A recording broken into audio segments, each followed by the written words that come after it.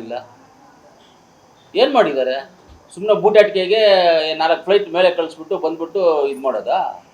ಇದಕ್ಕೆ ಪರಿಹಾರನ ಇದು?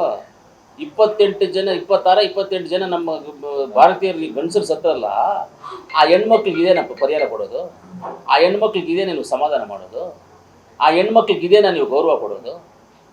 ಏನು ಮಾಡಿಬಿಟ್ಟಿದ್ದೀವಿ? ಅಲ್ಲಿ ಹೊಡೆದ್ಬಿಟ್ವಿ, ಇಲ್ಲಿ ಹೊಡೆದ್ಬಿಟ್ವಿ. ಇನ್ನೊಂದು ನಿಮ್ಮ ಟಿ ವಿಗಳಲ್ಲಿ ಏನು ತೋರಿಸ್ತಾರೆ ಅಂದರೆ, ಎಲ್ಲ ನೀವು ತೋರಿಸೋದೊಂದಾದರೆ ಅವ್ರು ತೋರಿಸೋದೊಂದು, ಅವ್ರು ತೋರಿಸೋದು ಇವರೊಂದು. ಇವ್ರು ಹಿಂಗೆ ಹೊಡೆದಿದ್ದಾರೆ ಅಂತ ಹೇಳ್ತಾರೆ, ಇವ್ರು ಹಿಂಗೆ ಹೊಡೆದಿದ್ದಾರೆ ಅಂತ ಹೇಳ್ತಾರೆ, ಇನ್ನೊಬ್ರು ಹಿಂಗೆ ಹೊಡೆದವ್ರೆ ಅಂತ ಹೇಳ್ತಾರೆ. ಯಾವ್ದು ನಂಬೋದು, ಯಾವ್ದು ಬಿಡೋದು? ಯಾರು ಹೊಡೆದಿದ್ದಾರೆ ಅಂತ ಏನು ಡಿಕ್ಲರೇಷನ್, ಯಾರು ಸತ್ತಿದ್ದಾರೆ, ಏನಾಗಿದೆ, ಏನು? ನಾವು ಸಾಮಾನ್ಯ ಪ್ರಜೆಗಳ ಮೇಲೆ ಎಲ್ಲೇ ಆಗಲಿ ವಾರ ಮಾಡುವಂಥದ್ದನ್ನು ನಾವು ವಿರೋಧ ಮಾಡ್ತೇವೆ. ಸಾಮಾನ್ಯ ಪಾಕಿಸ್ತಾನ ಪ್ರಜೆಗಳಾಗ್ಬೋದು, ಕರ್ನಾಟಕ ಪ್ರಜೆಗಳಾಗ್ಬೋದು, ಭಾರತ ದೇಶ ಪ್ರಜೆಗಳಾಗ್ಬೋದು, ಬಾಂಗ್ಲಾದೇಶ ಆಗ್ಬೋದು, ಚೈನಾ ಆಗ್ಬೋದು, ಅಫ್ಘಾನಿಸ್ತಾನ ಆಗ್ಬೋದು, ಯಾವುದೇ ದೇಶದ ಸಾಮಾನ್ಯ ಪ್ರಜೆಗಳ ಮೇಲೆ ವಿರೋಧ, ಏನಾದರೂ ವಾರ್ ಮಾಡೋದು ಇಂಥದ್ದು ಮಾಡಿದ್ರೆ ನಾವು ವಿರೋಧನೇ ಅದಕ್ಕೆ. ಆದರೆ ಅಷ್ಟು ಈಸಿಯಾಗಿ ನಮ್ಮ ಬಾರ್ಡ್ರ್ ಒಳಗಡೆ ಬಂದು 3 ದಿವಸದಿಂದ ಅಲ್ಲೇ ಓಡಾಡ್ಕೊಂಡಿದ್ದು ಇದು ಮಾಡಿದ್ದಾರೆ ಅಂತ ಹೇಳಿದ್ರೆ, ಫೈರ್ ಮಾಡಿ ಗಂಡಂದ್ರ ಹೆಂಡ್ತೀರ ಮುಂದೆ ಗಂಡಂದ್ರನ್ನ ಹೊಡೆದು, ಆ ಮಕ್ಕಳ ಮುಂದೆ ಹೊಡೆದು ಸಾಯಿಸಿ ಅವ್ರು ಹೋದ್ರೆ ಯಾರಾದರೂ ತಟ್ಕೊಳ್ಳೋಕ್ಕಾಗುತ್ತಾ? ಯಾರಾದರೂ ಅವರೇನೋ ಹೆಣ್ಮಕ್ಳು ಗಟ್ಟಿಯಾಗಿರೋದ್ರಿಂದ ಅವರು ಬಂದವರು, ಇಲ್ಲಾಂದ್ರೆ ಅವ್ರು ಹಾರ್ಟ್ ಅಟ್ಯಾಕ್ ಆಗಿ ಸತ್ತೋಗ್ಬಿಡ್ಬೇಕಾಗಿತ್ತು ಆ ಕಣ್ಮುಂದೆ ಆ ಘಟನೆ ನೋಡಿದಾಗ. ಅಂಥದಕ್ಕೆ ಪರಿಹಾರ ಇದೆಲ್ಲ. ಆ ಟೆರರಿಸ್ಟ್ಗಳು ಯಾರು, ಬೇರೆ ಯಾವುದು, ಬುಡ ಯಾವುದು, ಕೊಂಬೆ ಯಾವುದು, ರೆಂಬೆ ಯಾವುದು, ಎಲ್ಲವನ್ನು ಹಿಡಿದು ಎಲ್ಲವನ್ನು ಹೊಡಿಬೇಕಾಗಿತ್ತು. ಏನೋ 4 ಹೊಡೆದಿದ್ದೀವಿ ಅಂತ ಹೇಳ್ತಾ ಇದ್ದಾರೆ ಅಷ್ಟೇ. ನನಗೂ ನೋಡಿದ್ದೆ ಟಿ ವಿನಲ್ಲಿ, ನೀವು ಹೇಳಿದ್ದೆ ನಾನು ನೋಡಿದ್ದೆ, ನನಗೇನು ಬೇರೆಯವ್ರು ಹೇಳಿದ್ದೆಲ್ಲ, ನೀವು ಹೇಳ್ತಾ ಇದ್ದಿದ್ದೆ. ನಿಮ್ಮ ಟಿ ವಿಗಳಲ್ಲೆಲ್ಲ ಬಂದಿದ್ದು ಹೊಡೆದಿದ್ದಾರಂತೆ, ಅಲ್ಲಿ ಇಷ್ಟು ಜನ ಹೋಗಿದ್ದಾರಂತೆ, ಕನ್ಫರ್ಮ್ ಆಗಿ 100 ಜನನ ಹೊಡೆದಿದ್ದಾರೆ ಅಂತ ನೀವು ಯಾರಾದರೂ ಟಿ ವಿಯವ್ರು ಹೇಳಿದ್ರ? 20 ದಫನ್ ಮಾಡಿದ್ದ, ಮುಂಚೆ ಯಾವಾಗ ದಫನ್ ಮಾಡಿದ್ದಾರೆ ಅದು ನಮಗೆ ಗೊತ್ತಿಲ್ಲ. ನಾವು ನೋಡಿ ಫ್ಯಾಮಿಲಿಗೆ ಪರಿಹಾರ ಕೊಟ್ಟಿದ್ದಾರೆ.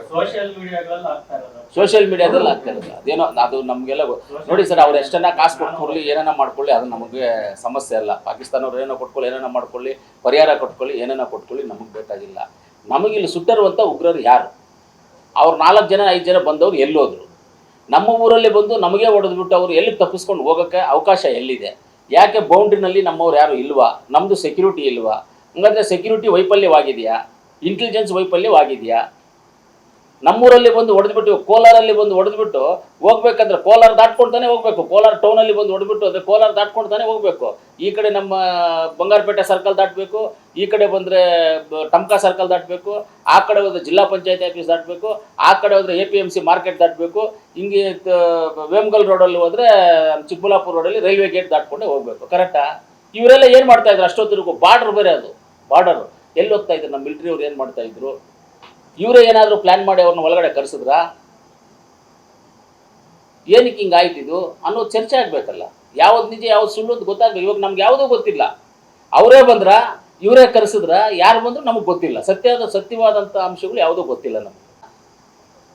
ಟೆರರಿಸ್ಟನ್ನು ಕಿತ್ತಾಗೋದಕ್ಕೆ ಚಾನ್ಸ್ ಸಿಕ್ಕಿತ್ತು, ಈ ಚಾನ್ಸನ್ನು ಹಾಳು ಮಾಡಿಕೊಂಡ್ರು ಅಷ್ಟೇ, ಬೇರೆ ಏನಿಲ್ಲ. ಸಮಾಧಾನಕರವಾದಂಥ ಒಂದು ಕ್ರಮ ಅಲ್ಲ. ಹೌದು, ನಮಗೆ ನಾವೇನು ಎಕ್ಸ್ಪೆಕ್ಟ್ ಮಾಡಿದ್ದೀವಿ ಅಂದರೆ, ಅವ್ರು ಯಾರು ಹೊಡೆದಿದ್ದಾರೆ 4-5 ಜನ ಹಿಡ್ಕೊಂಡು ಬಂದು ನಮ್ಮ ಹೆಣ್ಮಕ್ಳ ಕೈಯಲ್ಲಿ ಗನ್ನುಗಳು ಕೊಟ್ಟು, ಇಲ್ಲ ಸೂಜಿಗಳು ಕೊಟ್ಟು ಅವ್ರನ್ನ ಸುಚ್ಚಿಸಿ, ಇಲ್ಲ ಏನಾದರೂ ಗನ್ನುಗಳಲ್ಲಿ ಶೂಟ್ ಮಾಡೋಕ್ಕೋ, ಇಲ್ಲ ಕಾಲು ಕತ್ತರಿಸಿ ಕೈ ಕತ್ತರಿಸಿ ನಮ್ಮ ಹೆಣ್ಮಕ್ಳ ಕೈಯಲ್ಲಿ ಮಾಡಿಸ್ತಾರೆ ಅಂತ ಒಂದಿತ್ತು.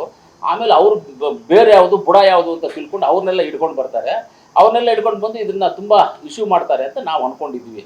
ಅವರು ಸಾಯಿಸಿದ್ದವ್ರನ್ನ 5 ಜನ 6 ಜನ ಬಂದು ಅಲ್ಲಿ ಗನ್ನುಗಳು ಶೂಟ್ ಮಾಡಿಬಿಟ್ಟೋದ್ರಲ್ಲ, ಅವ್ರನ್ನ ಹಿಡ್ಕೊಂಡು ಬಂದು ನಮ್ಮ ಹೆಣ್ಮಕ್ಳ ಕೈಯಲ್ಲಿ ಕೊಡಲಿ ಅವ್ರನ್ನ.